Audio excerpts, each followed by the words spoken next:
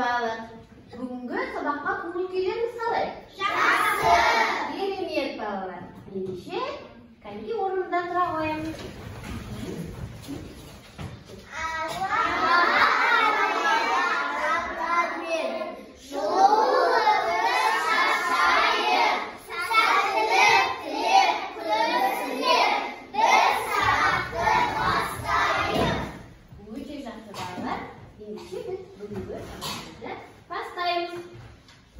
Al endi ballar. Biz o'tgan sabaqda qanday taqdirga tanishdik?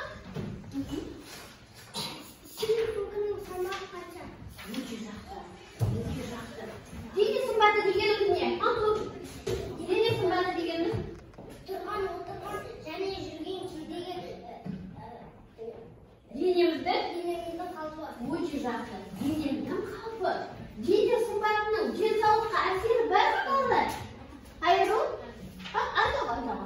Bormi? Ya, al. Qanday? Partada qiz o'tirganda Partada kim o'tirmasa, bizning dinimiz qoladi. Hayır, kiyini. Endi taqdir qalay o'tiramiz degan partada? Ma'lum. Aytaq. Qarshi aytgan baram hozir. Aha. Aytaq. Qalay o'tiramiz kerak? Uchi yaxshi. Ya, aytaq. Chish. Qalay o'tiramiz kerak partada? Düzü oturmamız kendi alır. Bu cezası söküğümüz qanday bolu gerek? Ya? Söküğümüz qanday bolu gerek bala? Kunga 3 saat kerak tunga. 3 kerak. Yes saat bo'ladi. Bizlarga bizim kunga ko'taradigan söküğümüzning salmog'i qancha bolu gerek Fatima? 3 kilogramdan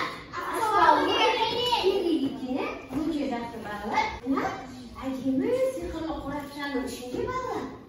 Bizning sinfimizdagi eng ajimi, eng o'qitdi, eng sekinli o'qishning surati bor.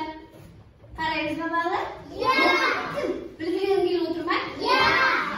Endi hozir achaylarchi birinchi partada bo'lsa kela qo'yinglar. Balla bir-birimizga aytmaymiz, mana shunday kimning surati bor ekanini. Kelamay, ayaru. O'tiramiz, bir kunga kelamiz. Ya, aytmaymiz bala.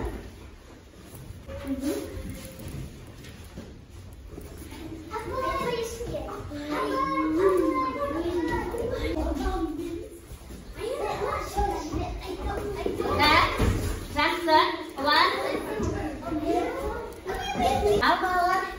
Ko'rdikmi? Kimning surati bor ekan?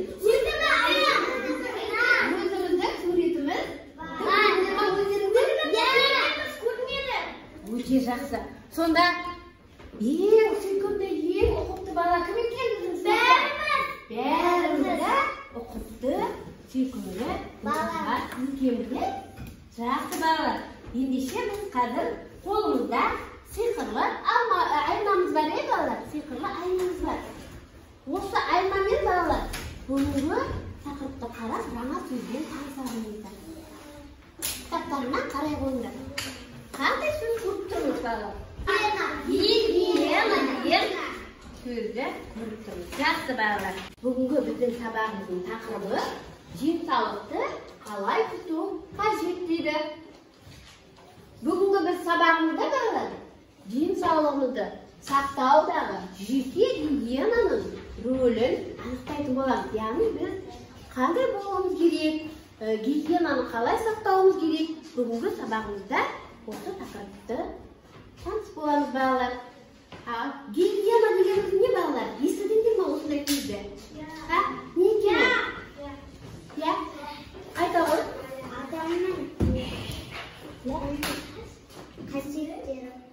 Ya'ni gigiyena deganimiz gigiyena sog'lig'i. Jiddiy bas gigiyenasi deganimiz ne balalar? Jiddiy bas gigiyenasi deganimiz ya bu yaxshi. Vaqt уақытында дұрыс тамақтану. Хафиза, иә? Пайдалы тамақтарды жеуіміз керек. Тағы да балалар. Тісімізді жуымыз керек, иә? Өте жақсы. Тазалық сақтауымыз керек. Иә? Даладан үйге келгенде, үйге кірмей тұрғанда жуынуымыз керек. Өте жақсы. Ендеше тақтаға назар аударамыз, балалар. Түнде шалбар да бәрі кетіп қалған ба? Қарным ашып барады, қайда әлгі тамақ? Нан да маған қарамай, қашып жатыр жағалай. Шөліп кетіп тегімен, самаурынға келіп ем. Ұстап бауға бекініп, ол да кетті секіріп. Бұл не сонда? Бәріне, не болып қалды бәріне? Үйге қара есіктім кеп, енді мен де біттім деп. Қол жуғышқа тығылдым, айғыздары мұрынның. Сиялары бетімнің сабынменен кетірдім.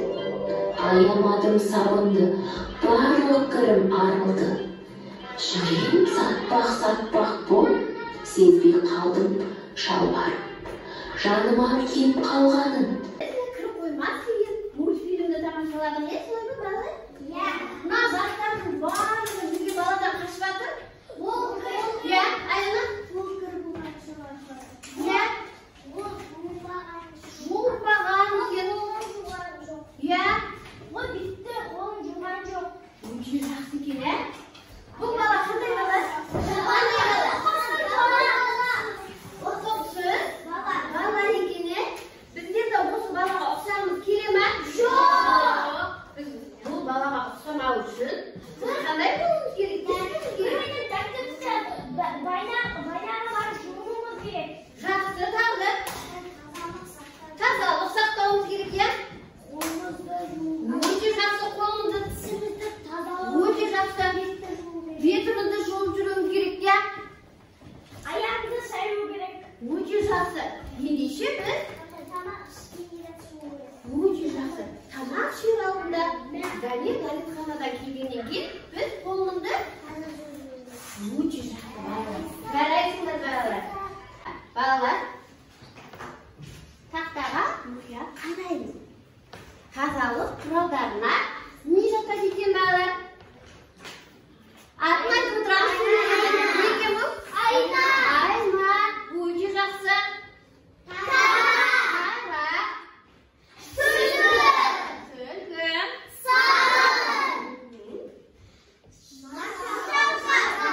Жүйке деп аталады, жақсы. Қандай щетка? Тіс тазалайтын щетка екен, ә? Өте жақсы. Біз жаңа барлығымыз айтып өттік. Егер де біз жуынбасақ, қолымыз кір болса, бізге микробтар қолымызға қонып, ішкі ағзамызға барып, не болуы мүмкін балалар? Микроб ауру тудыруы мүмкін. Сондықтан да біз қолымызды сабынмен үнемі тазалап жуып жүруіміз керек. Микроб неден қорқады? Сабыннан қорқады. Ендеше балалар, қазір біз тәжірибе жасап көреміз. Микроб және сабын деген тәжірибе жасап көреміз. Балалар, мінекей сіздердің алдарыңызда таза су және микроб бар су және дедік балалар? Сабын. Қазір біз микроб пен сабын деген тәжірибені жасап көреміз. Кім жасағысы келіп отыр? Кел ау, Фатима, кел ау. Таза суға қолымызды малып, микробтарға малып көрейік. Қалай болар екен? Таза суға қолымды малып, микробтар Салған кезде микробтар қозғала ма? Жоқ, қозғалмайды. Ал енді сабынмен иә, микробтар қашып кетеді. Қашып кетті. Ендеше балалар, сонда микробтар неден қорқады екен? Сабыннан қорқады екен. Сондықтан да біз күнделікті қолымызды не істеуіміз керек? Сабынмен жуып жүруіміз керек. Өте жақсы. Жарайсың. Отыра ғой. Ендеше тақтаға назар аударайық балалар.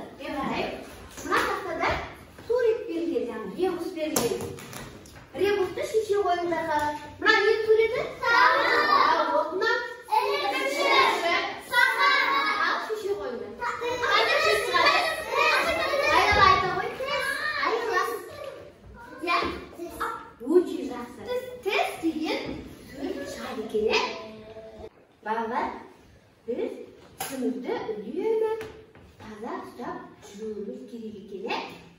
Тісіміз сау болса, адамның денсаулығы да болады екен. Сондықтан да тісімізді сақтау үшін, күту үшін біз қандай ережелерді білеміз? Тісімізді біз күніне неше рет тазалауымыз керек? 2 рет. Қай уақытта? Ұйықтайтын сосын тұрғанда. Өте жақсы. Ұйықтар алдында және таңертеңгісін тұрғаннан кейін тазалауымыз керек екен, балалар? Тісіміз таза болу үшін үнемі біз қайда қаралып тұруымыз керек? Жылына 2 рет қайда барып тұруымыз керек? Тіс дәрігеріне. Өте жақсы. Тіс дәрігеріне барып біз жылына 2 рет тісімізді тексертіп тұруымыз керек екен. Ал қандай тамақтар жеуіміз керек екен? Пайдалы. Қандай? Алма, ірімшік. Өте жақсы. Қандай тамақтарды жеуге болмайды?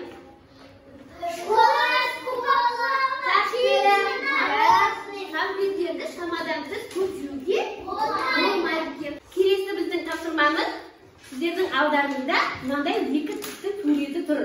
Солай ма? Иә. Ендеше бірінші тұрған тіске ішіне пайдалы азық-түліктердің суретін саламыз. Ал екінші тіске балалар зиянды азық-түліктердің суреттерін саламыз. Ендеше тапсырманы орындай қойыңыздар.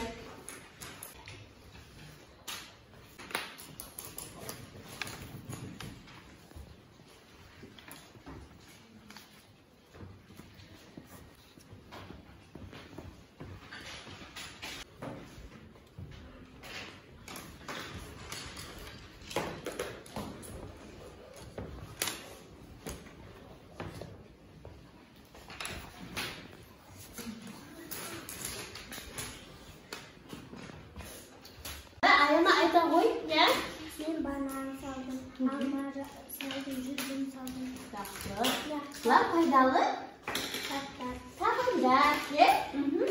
Ал мен маққа конфет салдым. Конфет салдым. Конфетті көп жесе балалардың тісі не істейді екен балалар? Қантап кетеді, өте жақсы.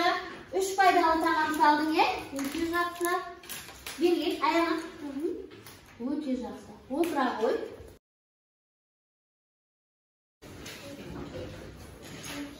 Сен білесің бе, адамдар тіс щеткасын өте ертеде ойлап тапқан. Олар алғашында тіс щеткасы ретінде ағаш бұтақтарын қолданған.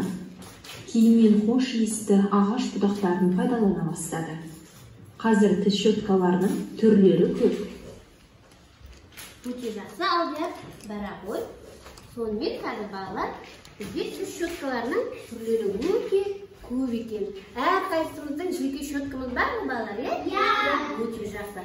Енді балалар күнделікті біз 2 мезгіл таңертең және кешкісін тісімізді тазалап жүруіміз керек. Өте жақсы балалар. Ал балалар, біз бүгінгі сабағымызды қорытындылау үшін тазалық құпиясын ашамыз деген тапсырманы орындаймыз. Алдарыңызда балалар, бір парақтан бердім. Мына сұрақтарға қарап отырып, қай сұраққа я деп жауап береміз, қай сұраққа жоқ деп жауап береміз. Белгілейміз, кәнекей.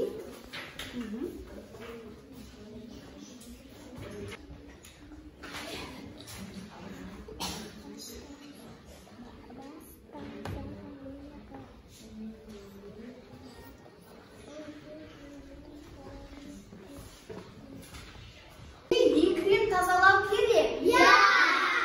Денені жумай жүру керек? Ұйықтар алдында аяқ қолды жуып жату керек? Гигиена жеке бас тазалығы? Қолды жумай тамақ ішу керек? Жақсы балалар, бүгінгі сабақты өте жақсы түсінгендеріңіз көрініп тұр, иә балалар? Түсіндік па бүгінгі сабақты? Мен мынаға қатысқым келді, өйткені мына жерде сурет салған маған ұнады. Өте жақсы, е? Мен мына сабақты ұнады. Мен сіздерді үйрендім. Өте жақсы, отыра ғой. Балалар, жаңа бізге айтып жатырмыз, тісіміз мықты, сау болу үшін біздер конфетті көп жемеуіміз керек. Біздер құрт жеуіміз керек екен балалар. Себебі құрттың құрамында кальций бар. Біздің тісімізге өте пайдалы тағам екен, құрт деген. Сондықтан да үйде жүргенде компьютер орнына құрт жеген бізге пайдалы. Өте жақсы. Ала онда құртты. Жақсы балалар, бүгінгі сабаққа өте жақсы қатыстыңыздар. Сабақ аяқталды.